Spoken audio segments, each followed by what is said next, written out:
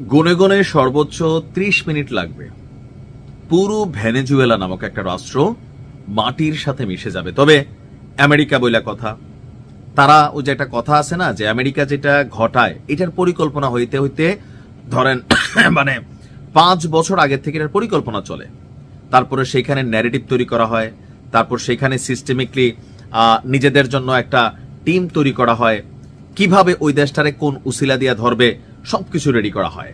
আমরা জানি ভেনেজুয়েলা একটা তেল সমৃদ্ধ দেশ, ভেনেজুয়েলার অর্থনীতির মূল মেরুদণ্ড তেল।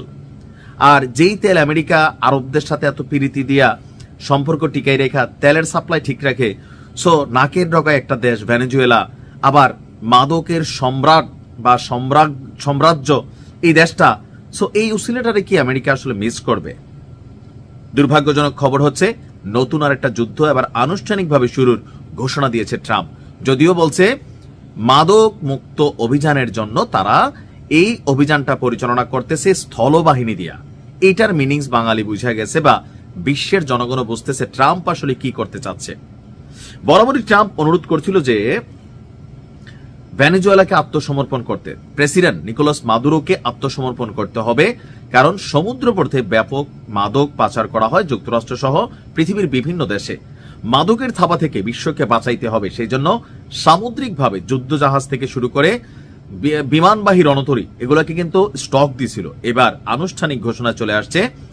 ট্রাম্প বলছে যে আমেরিকা খুব শীঘ্রই স্থলপথে অর্থাৎ ট্যাঙ্ক কামান টামান যেগুলো আছে ওইগুলা দিয়া ভেনেজুয়েলার মাদক পাচার রোধে ভেনেজুয়েলা রাষ্ট্রের অভ্যন্তরে অভিযান শুরু করবে। ইসলিও তো অভিযান শুরু করছিল সন্ত্রাসীদের ধরার জন্য, আর আজকে ওই দেশটার দিকে তাকান, ঠিক একই দৃশ্যপট হবে। বলা হচ্ছে যে কারাকাসের সাথে সম্পর্কের উত্তেজনার মধ্যেই এই ঘোষণা আসছে।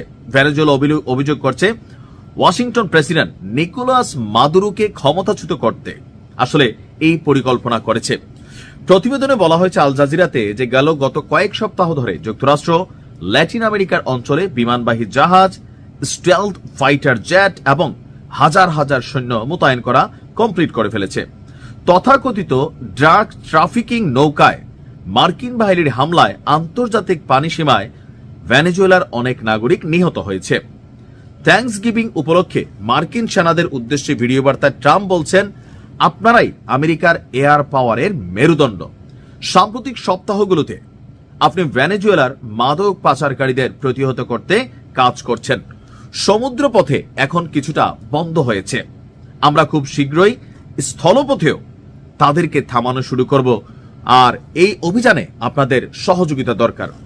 আল জাজিরা বলছে সেপ্টেম্বর থেকে আমেরিকা ক্যারিবীয় সাগর এবং প্রশান্ত মহাসাগরে 20টিরও বেশি হামলা চালিয়েছে।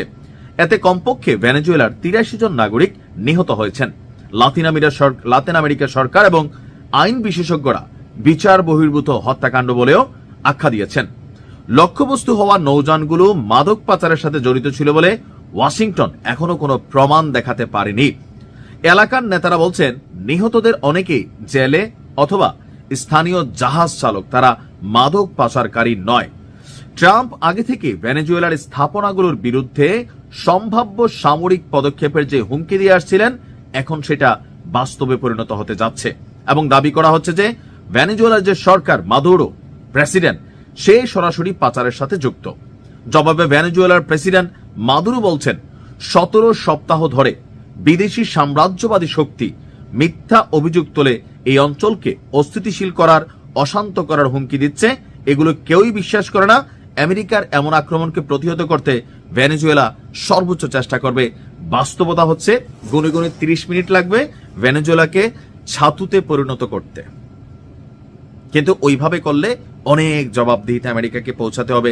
আমেরিকার জনগণের কাছে সরকারের জবাবদিহিতা আছে। আমেরিকার আদালত সরকারের এই অভিযানকে বন্ধ করাইতে পারে। তো এগুলাকে মাথায় রেখে কৌশলে ওই যে মাদক অভিযান এখন একটা দেশের ভিতর ঢুকবে, বাড়িতে গাড়িতে তল্লাশি করবে, তাদের যারা টার্গেটেড ব্যক্তি তাদেরকে নিয়ে যাবে। বুঝতেই পারছেন যে ভেনেজুয়েলার কাউন্টডাউন শুরু হয়ে গেছে। আল্লাহ হেফাজত করুক। আসসালামু আলাইকুম।